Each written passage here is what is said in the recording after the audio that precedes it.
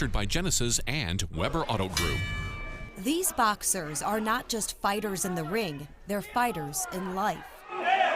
Since 1971, the Muscatine Boxing Club has trained and transformed dozens of men and women of all ages and of all backgrounds. It's not what they look like, it's not how tall they are, how fat they are, or whatever shape or color they come in. They all come in with the same idea, they want to do better. Thanks for coming. Head coach Ron Williams was never a boxer himself. It was football that I was into. But more than 20 years ago, his oldest son was. Did you get him warmed up? Back then, guys bled a lot more and everything. And I thought maybe that would discourage him and he'd go to football.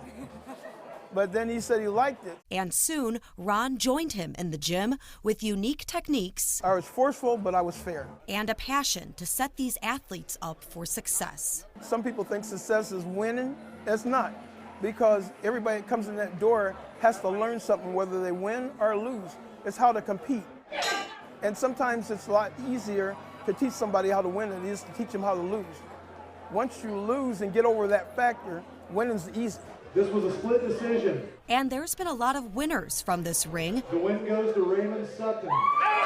Across the state, the country, and beyond boxing. We've had people come in our door that have owned their own businesses, gone into the military, done numerous different careers, construction workers, engineers, firemen, police, and I think they all come back to the club and know that this is a place that helped them start in their intuition of what they wanted to do. Laura Legis says a lot of that has to do with Ron, who she describes as the heart of this club. He gives time, hours and hours and hours, to this community to make it a better place. That's the main event. He cares so much that if somebody isn't coming up to the club, if we don't see somebody within a week or so, he's contacting, going, hey, what's going on? What's happening?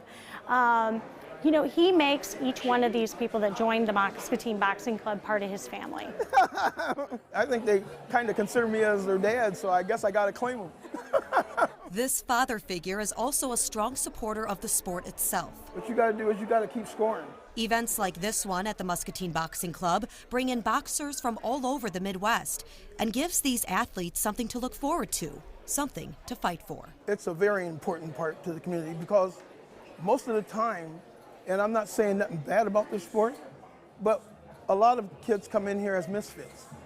They're either too short for basketball, too big and round for another sport, and too slow at another one. So what we do is we take what they got and we put some value to it. For Ron, it's a lesson that lasts a lifetime and leaves a legacy. Don't think about looking and waiting for something to happen because you only got so much time to do whatever you got to do, okay? From what I've seen, you don't retire from here. You fade out.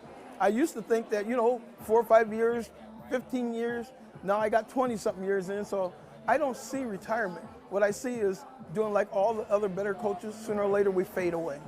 But before he does, we want to showcase Ron Williams and the Muscatine Boxing Club, a 2018 Jefferson Awards nominee. Angie Sharp, WQAD News 8. Ron is just one of our 8 nominees for the Jefferson Awards. In March, we will introduce our area's finalists who will attend the National Jefferson Awards ceremony in Washington, D.C. this summer. And to learn more about the Jefferson Awards and the Muscatine Boxing Club, go to WQAD.com. Type Jefferson in the search box at the top of the page. Still ahead at 5, getting ready to